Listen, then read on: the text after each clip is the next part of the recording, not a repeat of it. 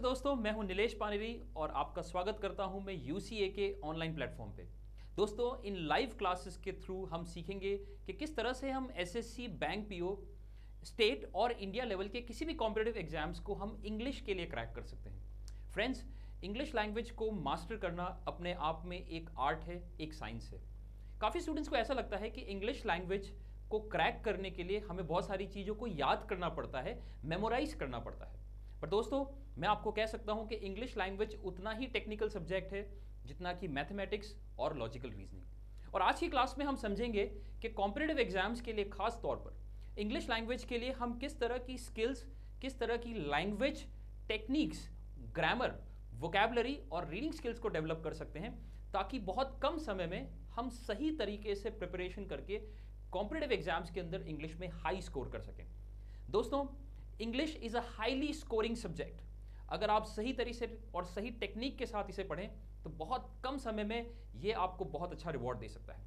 So friends, without wasting much time शुरू करते हैं आज की क्लास को, और मैं बताना चाहूंगा कि किस तरह से इंग्लिश लैंग्वेज की आपको तैयारी करनी। So welcome you to UCA online platform, जिसमें हम लाइव इंग्लिश सिखाएंगे। सो दोस्तों, जैसे कि आप देख सकते हैं कि आज हम जिस पर्टिकुलर सब्जेक्ट को पढ़ने की कोशिश कर रहे हैं वो है इंग्लिश। बट इंग्लिश किसके लिए friends? English for competitive exams. Friends, जैसे कि आप देख सकते हैं, मैंने यहां पर अपनी स्टार्टिंग बहुत स्पेसिफिक की है। स्पेसिफिक का मतलब क्या होता है फ्रेंड्स? बिल्कुल मैंने आपको स्पष्ट बताया कि हमें इंग्लिश जब पढ़नी है तो किसके लिए पढ़नी है। किसी भी भाषा को आप अलग अलग चीज़ों के लिए अप्लाई कर सकते हैं। स्पोकन इंग्लिश अपने आप में एक सब्जेक्ट है, लिटरेचर अपने आप में एक सब्जेक्ट है, ऐसे writing, letter writing, business communication, professional English, English for interview, ये अलग अलग सब्जेक्ट्स और टॉपिक्स और सब टॉपिक्स हैं जिसके लिए आप अंग्रेजी को पढ़ सकते हैं। लेकिन हम जिस पर्टिकुलर सब्जेक्ट की बात कर रहे हैं that is English for competitive exams. इसीलिए स्टूडेंट्स, आपको आश्चर्य नहीं होगा कि बहुत सारे स्टूडेंट्स ऐसे होते हैं जिनकी लिटरेचर अच्छी है लेकिन बैंक पीओ एग्जाम्स को पास नहीं कर पाते। बहुत सारे स्टूडेंट्स ऐसे हैं जो हिंदी मीडियम से आते हैं, सरकारी स्कूल से आते हैं, लेकिन स्पेसिफिक क्लियर डायरेक्शन में स्टडी करके वो बैंक पीओ और एसएससी एग्जाम के अंदर बहुत अच्छा स्कोर करते हैं। और मेरा एम है कि मैं आपको इसी पर्टिकुलर स्किल और आर्ट के लिए ट्रेन करूं, ताकि आप कॉम्पिटिटिव एग्जाम्स के अंदर किसी भी लेवल की इंग्लिश को बहुत ईजीली विद इन सेकेंड्स आप उन क्वेश्चंस को अटेम्प्ट कर पाए और सही तरीके से उन्हें सॉल्व कर पाए। तो दोस्तों, आपको जब समझना है कि इंग्लिश फॉर कॉम्पिटिटिव एग्जाम्स जब हमें स्टडी करना है तो आपको 3 कोर स्किल्स है उन्हें डेवलप करना है। 3 कोर स्किल्स कौन सी है, मैं इसके बारे में आपको बताने वाला हूं।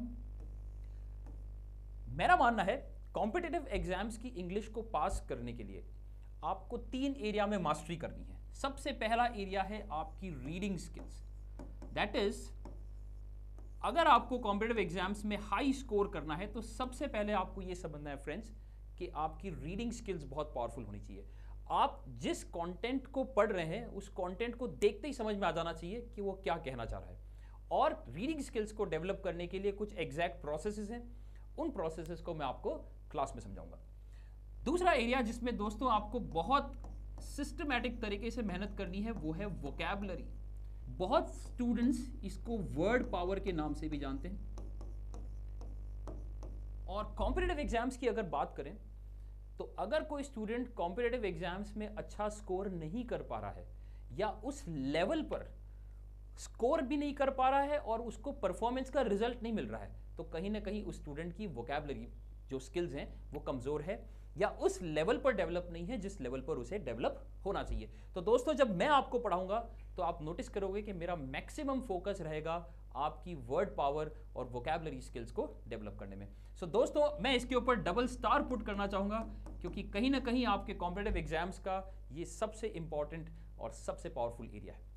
तीसरा एरिया फ्रेंड्स जिसमें आपको बहुत अच्छा स्कोर करने का अपॉर्चुनिटी मिलता है या अवसर मिलता है, जिसमें आप बहुत कम समय में बहुत सारे क्वेश्चंस अटेम्प्ट कर सकते हैं, दैट इज ग्रामर।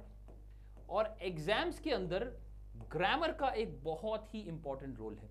और लगभग सभी कॉम्पिटिटिव एग्जाम्स में, आप बैंक की बात करें, एसएससी की बात करें, इंडिया लेवल की एग्जाम्स की बात करें या स्टेट लेवल की, सभी कॉम्पिटिटिव एग्जाम्स में कॉमन एरर के क्वेश्चंस आते हैं। कॉमन एरर्स क्या होता है दोस्तों कि आपको आइडेंटिफाई करना होता है कि दिए गए सेंटेंसेस में क्या एरर है।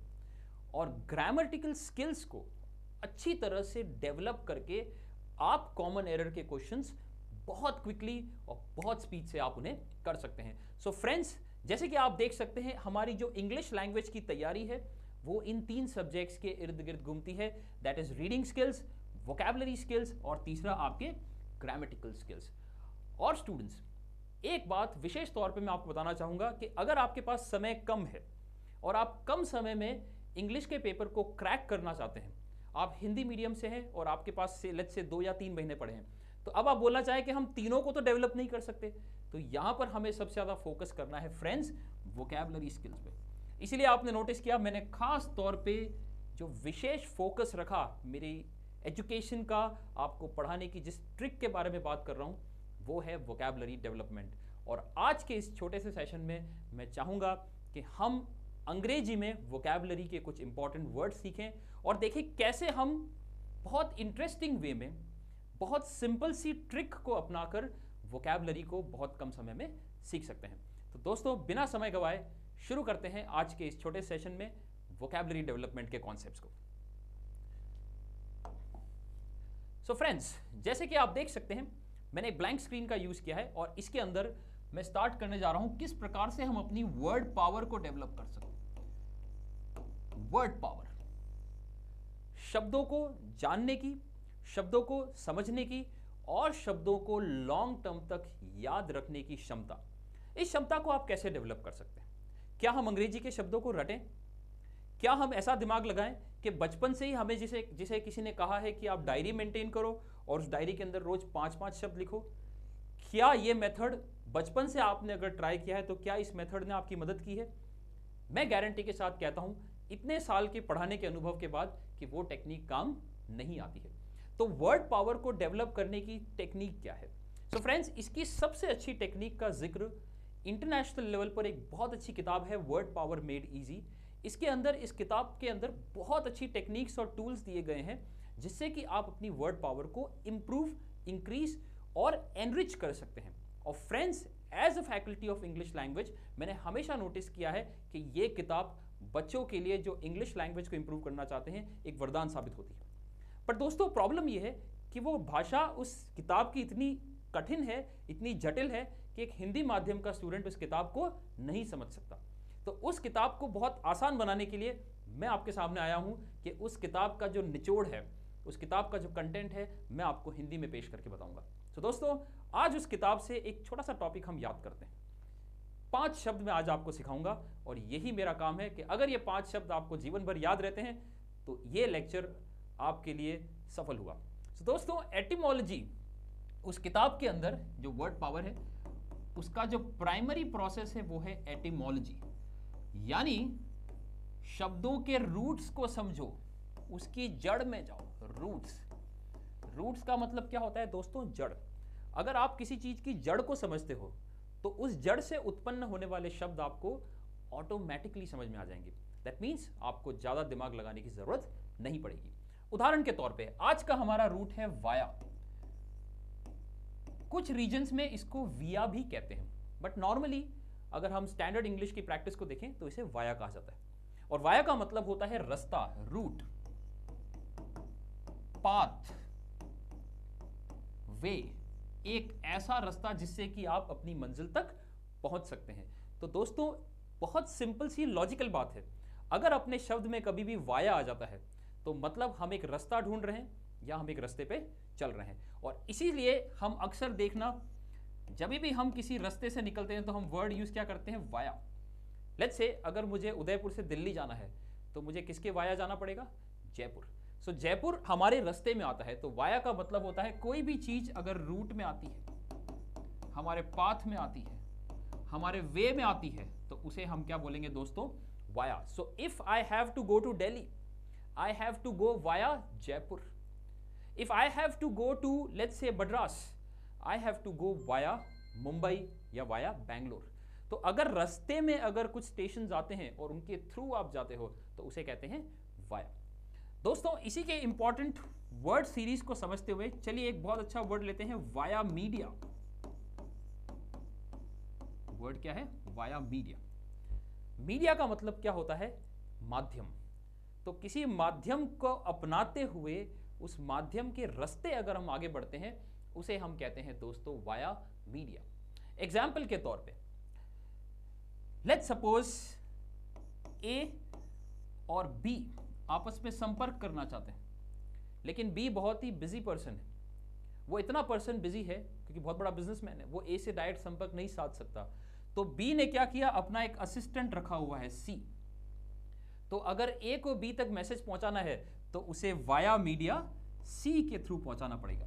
तो दैट मीन्स अगर हम बीच में किसी व्यक्ति को लेकर आते हैं या किसी भी संसाधन को लेकर आते हैं उसे हम कहते हैं दोस्तों वाया मीडिया। तो देखिए किस तरह से हमने वर्ड यूज किया है वाया और वाया मीडिया।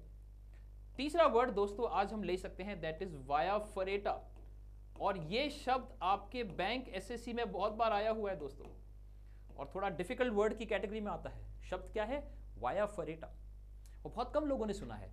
वाया का मतलब है दोस्तों रास्ता, और फेरा, कभी भी अंग्रेजी में आपके वर्ड आ जाए फेरा, तो फेरा का मतलब होता है जंगली, वाइल्ड, यानी एक जंगली रास्ते से, जंगल से गुजरता हुआ जो रास्ता होता है उसे हम कहते हैं वाया फरेटा।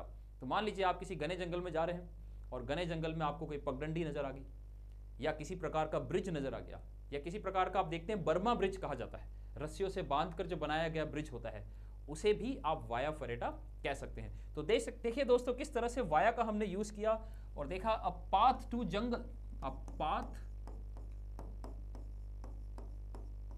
Through jungle. और दोस्तों मेरे लेक्चर का आज मैं आपको चौथा और आखिरी वर्ड बताने जा रहा हूं दैट इज ऑब्विएट। और आप देख सकते हैं ये वर्ड जो है ऑब्विएट, ये मैंने पिछले 10 साल में ऐसा कोई कॉम्पिटिटिव एग्जाम नहीं देखा है जिसमें वर्ड नहीं आया हो। इवन आज अगर आप एसएससी के कुछ क्वेश्चन पेपर्स उठाएंगे तो आपको एंटोनिम्स, सिनोनिम्स या सब्स्टिट्यूशन या किसी और फॉर्मेट में वर्ड आपको नजर आएगा। देखो ऑब्विएट को कैसे तोड़ना है। ऑप का मतलब होता है रिमूव, अगर किसी भी शब्द में ओ भी आ जाए इसका मतलब क्या होता है दोस्तों, रिमूव, हटा देना।